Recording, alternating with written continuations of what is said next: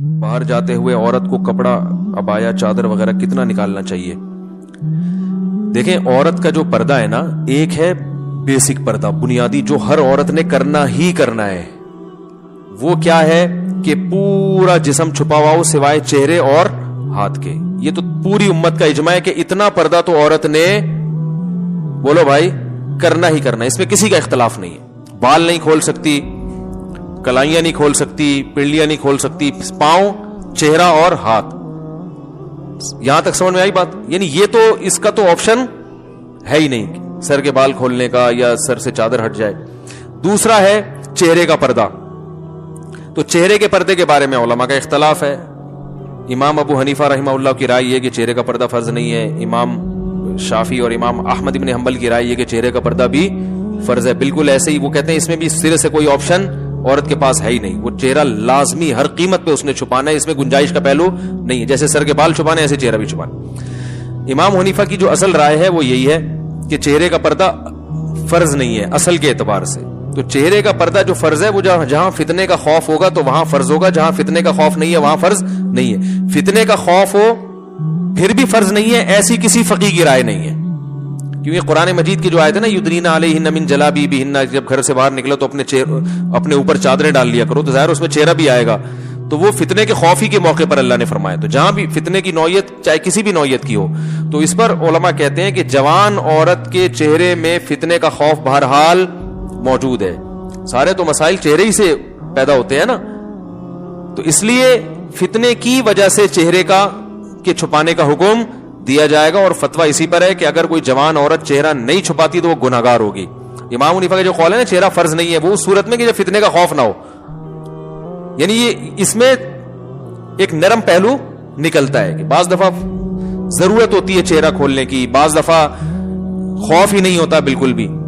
تو اب متاخرین حنفیہ کا فتویٰ اسی پر ہے، اور اسی پر تقریباً سارے علماء جو فقہ حنفی کو فالو کرنے والے ہیں سب متفق ہو چکے ہیں. اور آج سے نہیں، آج سے 700-800 سال پہلے یہ فتویٰ دیا جا چکا ہے کہ اب عورت کو چہرہ کھولنے کی اجازت نہیں ہے. کیونکہ نبی صلی اللہ علیہ وسلم کے دور میں باندیاں ہوتی تھیں، بیویاں بہت کثرت سے، تو حلال اتنا زیادہ ملتا تھا کہ حرام کی طرف لوگوں کے قدم نہیں جاتے تھے، اور وہ مواقع بھی نہیں تھے برائی کے. اب حلال میں پابندیاں لگ گئی ہیں اور حرام، تو اب لوگوں کی نظر اتنی صاف نہیں ہے. اب کوئی جوان عورت جائے گی تو بہت زیادہ امکان ہے کہ لوگ بری نیت سے اس کو دیکھیں گے. تو اس لیے عورت پر چہرہ چھپانا اس زمانے میں فرض ہے. بات آئی سمجھ میں؟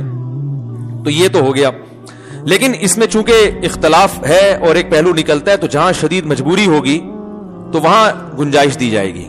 مجبوری کا مطلب کوئی ایکٹر ہے، اداکارہ ہے، فلم ایکٹریس ہے، وہ توبہ کر رہی ہے، تو اب اس بیچاری نے جہاں ایسی بے حیائی میں زندگی گزاری، اب اس کو تھوڑا نرمی کی طرف کہ بھائی چلو تم وہ پردہ کر لو جو سب کا جس پر اتفاق ہے.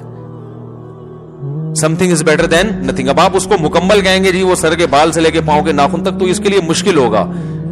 بات آ رہی ہے سمجھ میں؟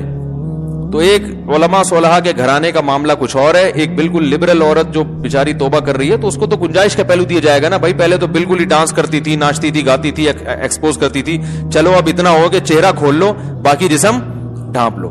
تو ایسے موقع پر اس کو گنجائش دی جائے گی، گنجائش کے فتوے سے فائدہ اٹھا کے. سمجھ لیں؟ یا کسی عورت کے لیے اور مشکلات پیش آ رہی ہیں معاشرے میں، بہت جینا حرام کر دیا، بعض دفعہ رشتہ دار طلاق تک دے دیتا ہے شوہر پردہ کرنے پر. تو جہاں عورت کو یہ خطرہ ہو کہ میاں طلاق ہی دے دے گا، تو عزیمت تو یہ کہ لے لے طلاق.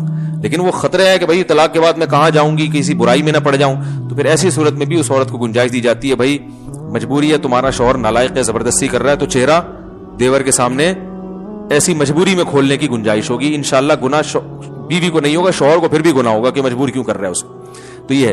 تیسرا پردہ ہے وہ ہے تقوی. تقوی کا تقاضا یہ ہے کہ عورت سر کے بال سے لے کے پاؤں کے ناخن تک اپنے آپ کو، اچھا یہ جو بوڑھی عورتیں یہ چہرے کے پردے سے مستثنا ہے، ان پر لازم نہیں کیونکہ اس میں فتنہ نہیں ہوتا.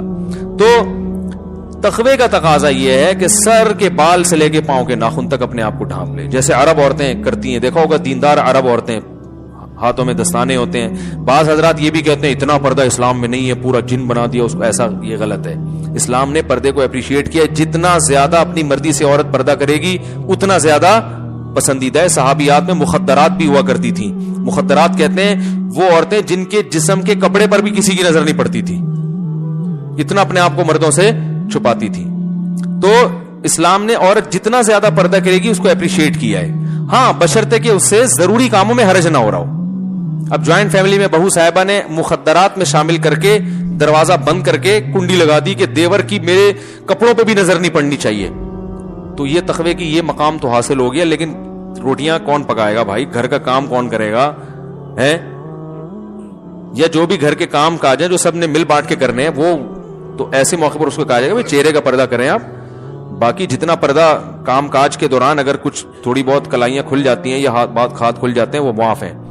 امام ابو یوسف رحمہ اللہ سے صراحتاً منقول ہے کہ جوائنٹ فیملی میں اگر گھر چھوٹا ہو, عورت برتن دھوتے ہوئے اس کی کلائی کھل جائے اور دیور کی نظر کلائی پہ پڑ جائے تو انشاءاللہ گناہ نہیں ہوگا, کیونکہ اس سے بچنا بہت مشکل ہے نا. آستین پوری یوں کر کے وہ برتن دھوئے گی تو آستینیں گیلی ہوتی ہیں, تو تھوڑا بہت اس کو آستینیں چڑھانی پڑتی ہیں, احتیاط کے باوجود بعض دفعہ نظر پڑ جاتی ہے. ہمارے یہ بھی فرمایا کرتے تھے عورت جوائنٹ فیملی میں پردہ کرے, چہرہ چھپائے, لیکن اگر بے احتیاطی میں چہرے پہ دیور کی نظر نہ چاہتے ہوئے غلطی سے پڑ جاتی ہے تو کوئی بات نہیں, معاف ہے. کیونکہ اب گھر میں رہتے ہوئے اتنی بے احتیاطی ہو جاتی ہے, اس میں زیادہ مسئلہ کھڑا کریں گے تو گھر کا ماحول خراب ہوتا ہے. تو پردہ کرے چہرے کا, لیکن اگر کبھی غلطی سے بے احتیاطی ہو جائے تو انشاءاللہ معافی ہے. لیکن میں آپ کو ایک بات بتاؤں, جو محتاط لوگ ہیں نا, ہمارے ایسے بہت سے اساتذہ ہیں جن کے گھروں میں کئی بھائی ہیں ماشاءاللہ, بیویاں بھی ساتھ رہتی ہیں, وہ کہتے ہیں 10 سال ہو گئے ہم جوائنٹ فیملی میں کبھی ہماری نظر اپنی بھابھی پہ نہیں پڑی. وہ بتاتے ہیں کہنے غلطی سے بھی نہیں پڑی. تو تمیز اگر ایک دفعہ مارکیٹ میں آ جائے نا تو وہ ایسا غلطی سے بھی ہوتا نہیں, لیکن بہرحال ہو جائے تو معاف ہے. یار ہم تو 10 سال سے رہ رہے ہیں, کبھی نظر بھی نہیں پڑی, اکٹھے رہ رہے ہیں نہیں پڑی. تو وجہ اس کی ہے کہ ان کو پتا ہوتا ہے بھائی بیگم آ رہی ہے یا بھابھی ہے, بھابھی آ رہی ہے تو نظر وہ خود ہی نیچے کر لیتے ہیں. بھائی ٹھیک ہے انہوں نے کھانا رکھا چلی گئی, نظر پہلے سے نیچے. جو جس کی نگاہیں خراب ہوتی ہے نا وہ پہلے دروازے پہ یوں کر کے دیکھ رہا ہوتا ہے, آنے تو دو, پہلے دیکھوں گا میری بیگم ہے یا بھابھی آ رہی ہے, آنے دو. آئے گا اچھی طرح مطالعہ کرے گا, پھر کہے گا بھائی اسلام میں اچھا نہیں ہے. اور جو تقوی والا آدمی ہوتا ہے وہ نظر ریچ ہی کرتا ہے, وہ کہتا ہے اگر بیگم ہوگی تو خود ہی منہ سے بول دے گی نا کہ میں بیگم ہوں, تو نیچے رکھو منہ نظر. جب وہ کھانا لے کر آ رہی ہے کچن کے کھٹ پٹ سے اندازہ ہو گیا بھابھی کھانا لگا رہی ہے میرے لیے, تو بھائی پہلے سے نظر نیچے رکھ لو, وہ آئیں گی رکھ کے چلی جائیں گی, ٹھیک ہے نا. اور اگر بیگم ہے تو بیگم منہ سے خود ہی بول دے گی. بھائی بیگم تو ایسا بولتی ہے, آپ کو پتا ہے اس کو چپ کرانا مشکل ہوتا ہے. بولے گی بڑے شریف بن رہے ہو ہیں, وہ بولے گی نہیں, وہ ایسا بولے گی کہ بلوائے گی آپ کو پھر وہ. خیر, تو